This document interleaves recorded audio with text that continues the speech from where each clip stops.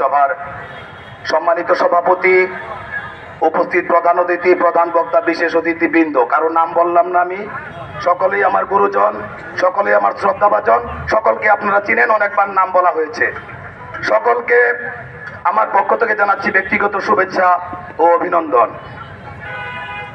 আমরা আজকে এমন একটি সময় এখানে একত্রিত হয়েছি, আপনাদের বক্তব্যে আপনারা বলেছেন আমরা মন খুলে এখানে সমবেত হয়েছি, আমরা বুক ভরে শ্বাস নিতে পারছি, আমরা মন খুলে কথা বলতে পারছি, এরকম একটি পরিবেশে এখানে সমবেত হয়েছি।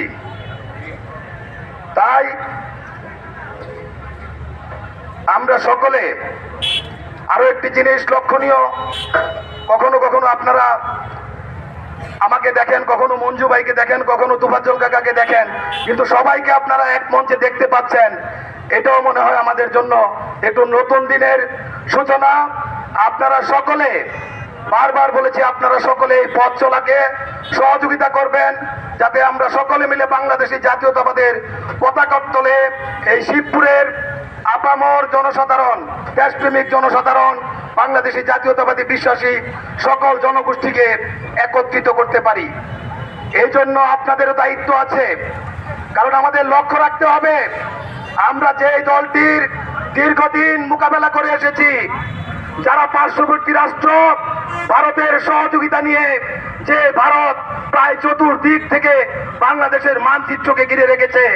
আপনারা দেখেছেন যখনই নির্বাচন এসেছে, তারা একদলীয় নির্বাচন করার জন্য পার্শ্ববর্তী রাষ্ট্রের সহযোগিতা নিয়ে আমাদের এই জনগণের ভোটের অধিকারকে তুচ্ছ করে বারবার রাষ্ট্র ক্ষমতা দখল করে প্রায় 4 মেয়াদে, 3 মেয়াদ শেষ এবং চতুর্থ মেয়াদে তারা রাষ্ট্র ক্ষমতা দখল করেছিল। কিন্তু আমরা যদি এই গ্রামের ভাষায় বলি, বাপ বাপেরও ছাড়ে না। শেষ পর্যন্ত দেখেছেন যে ছাত্ররা শুধুমাত্র চাকরির বৈষম্য দূরীকরণের জন্য যে কোটা সংস্কার আন্দোলন করেছিল, সেই আন্দোলন শেষ পর্যন্ত শেখ হাসিনার পতনের কারণ হয়ে দাঁড়িয়েছে। এই ফ্যাসিস্ট হাসিনা ছাত্রদেরকে খুন করে আজকে দেশ ছেড়ে পালাতে হয়েছে। আমি বক্তব্য দীর্ঘায়িত করব না, শুধু একটি কথা বলতে চাই, আমাদের কিন্তু পার্শ্ববর্তী রাষ্ট্রের কোনো সহযোগিতা নেই।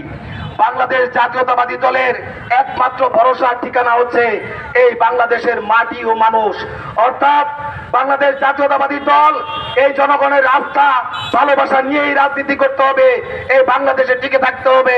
কারণ আপনারা দেখেছেন আমাদের প্রিয় নেত্রী শত নির্যাতনের পরেও হাসপাতালের বিছানায় মৃত্যুর সাথে পাঞ্জা লড়েছেন, কিন্তু এই দেশ ছেড়ে যাননি। উনি বারবার বলেছেন এই দেশই আমার ঠিকানা, এই দেশ ছাড়া বাঁচতে হলে এই দেশে বাঁচবো, মরলেও এই দেশেই মরবো, এই দেশ ছাড়া দেশের বাইরে আমার কোনো ঠিকানা নেই। তাই বাংলাদেশ জাতীয়তাবাদী দলের প্রতিটি নেতা কর্মীকে, যে সমস্ত দেশপ্রেমিক জনগণ আছেন, তাদের মাঝে বাংলাদেশি জাতীয়তাবাদী দলের আহ্বান পৌঁছে দিতে হবে। আমাদের বাংলাদেশি জাতীয়তাবাদী দলের অবস্থানকে আরো সংহত করতে হবে।